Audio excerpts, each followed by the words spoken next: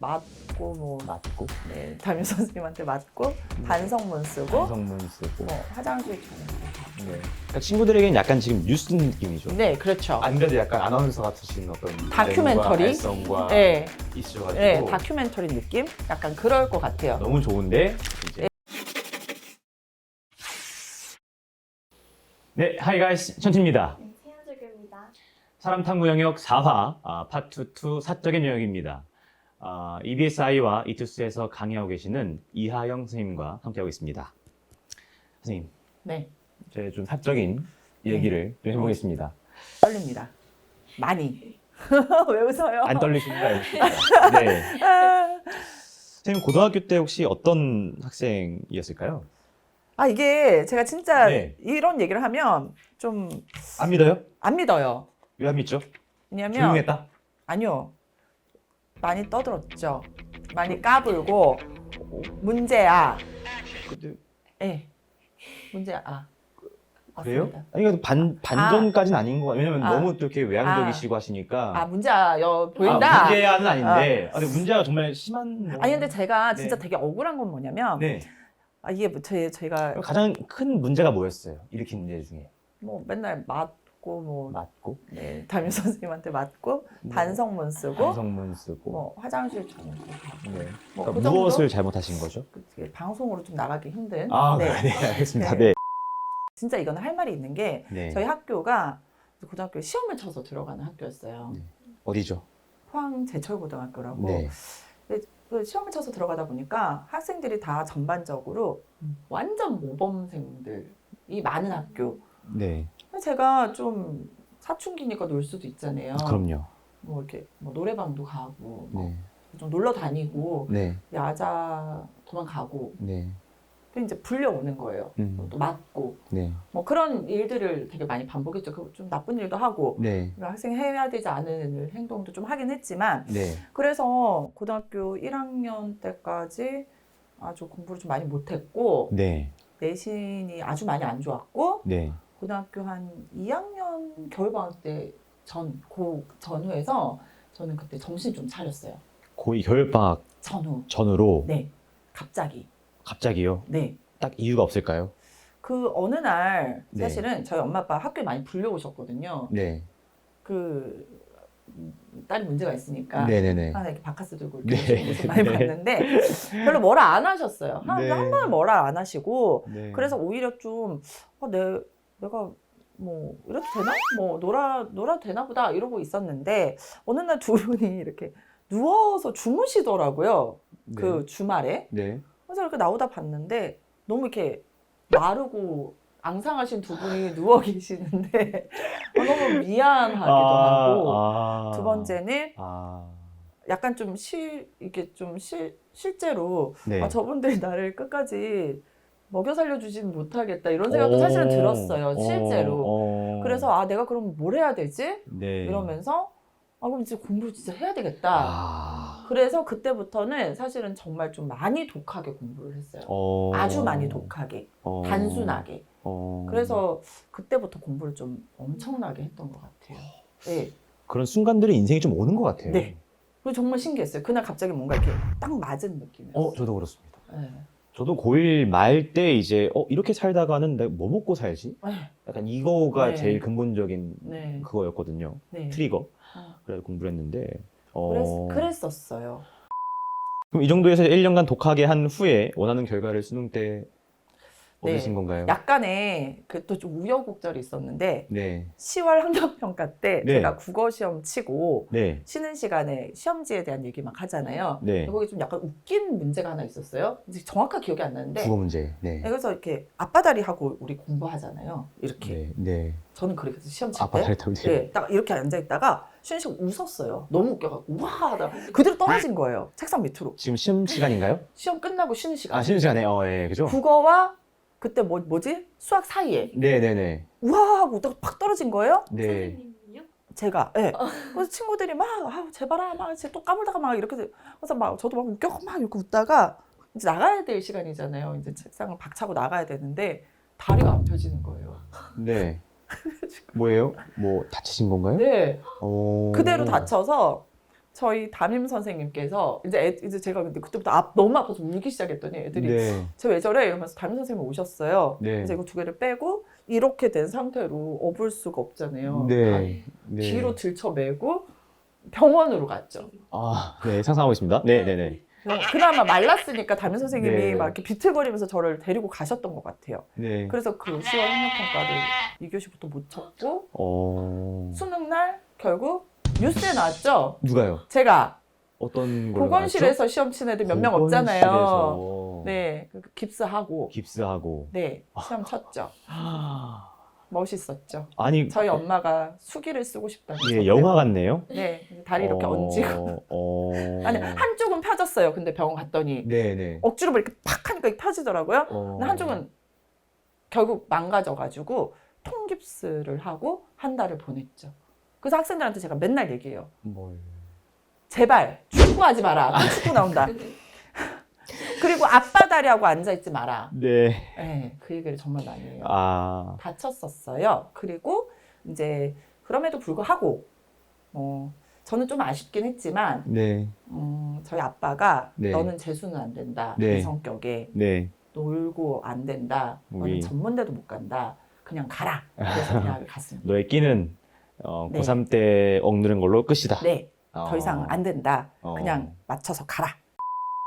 좋습니다. 그러면 처음으로 이제 임용 합격을 해서 네. 부임했을 때의 나이가 혹시?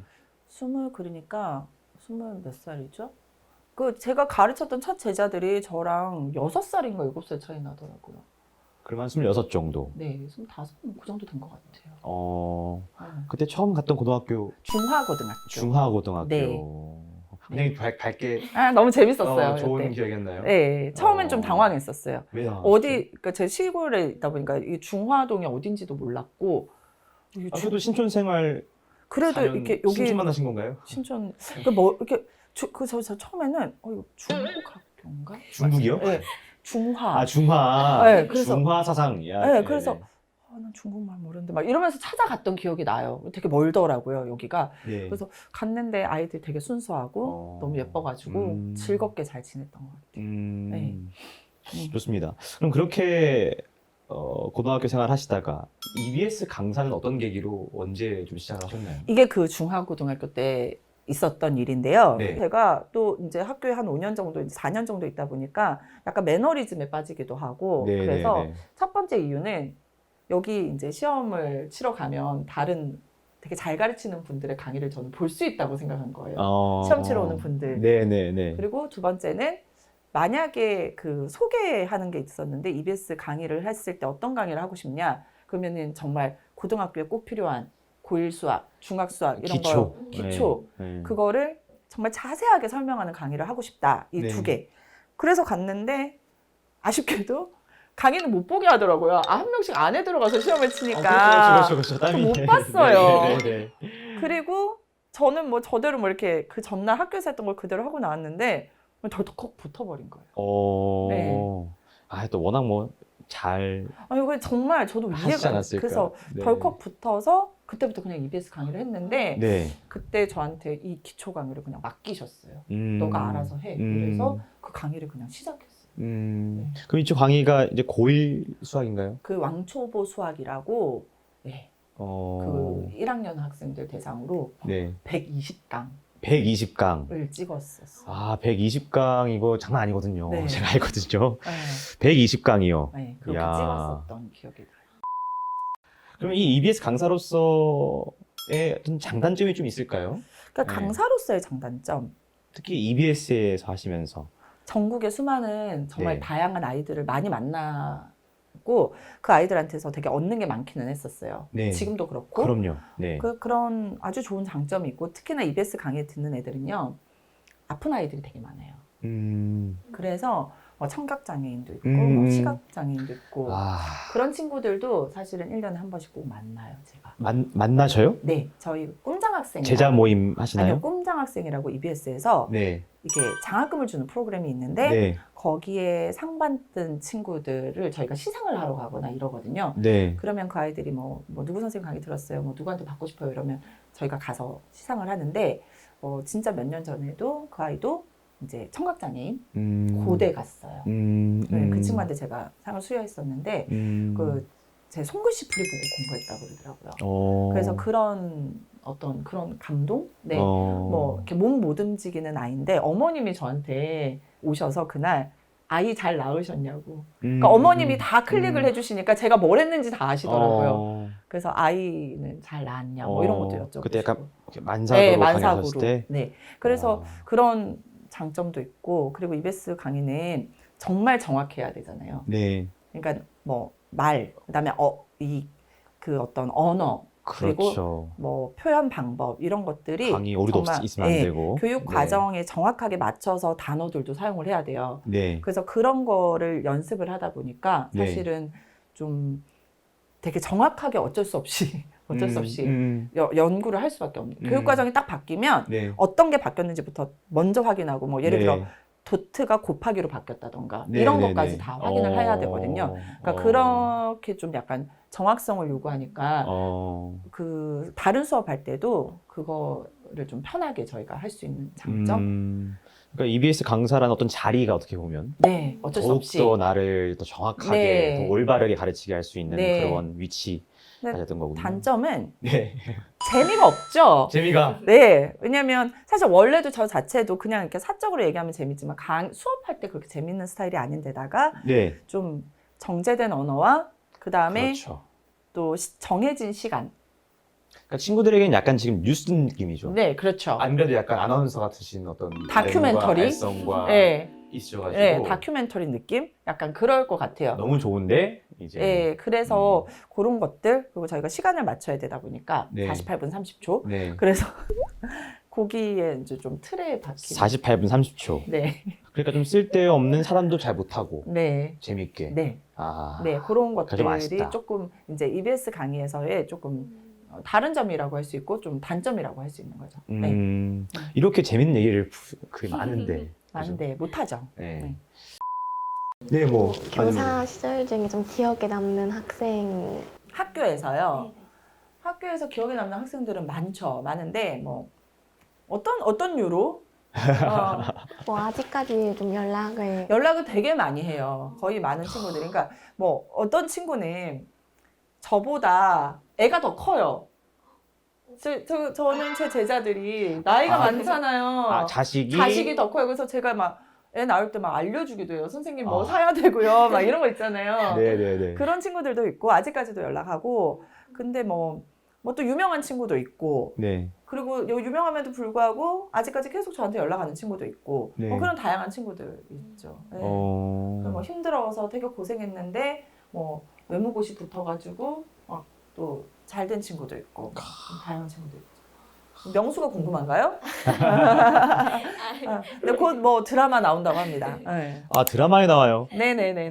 며칠 전에 뭐 이렇게 톡이 왔는데 네. 6월 며칠부터 네, 드라마 출연한다고. 오. 23일. 23일에 네. 아이고야. 네. 그래서 시청률 잘 나오길. 네, 잘 나오길 우리 명수 파이팅. 네. 아, 명수님. 네. 아, 네. 파이팅입니다. 네. 지금까지 이제 긴 얘기를 하면서 이미 대략 느낌이 오지만 네. 선생님이 보시기에 선생님은 지금까지 좀 어떤 사람이었고 네. 또 앞으로는 좀 어떤 사람이 되고 싶은지 궁금합니다. 네. 제가 사실은 네. 되게 단순해가지고 네. 좀 뭐랄까 목표가 정해지면 그 목표만 바라보고 살았던 사람이었어요. 사실은. 네. 되게 목표지향적이고. 말처럼.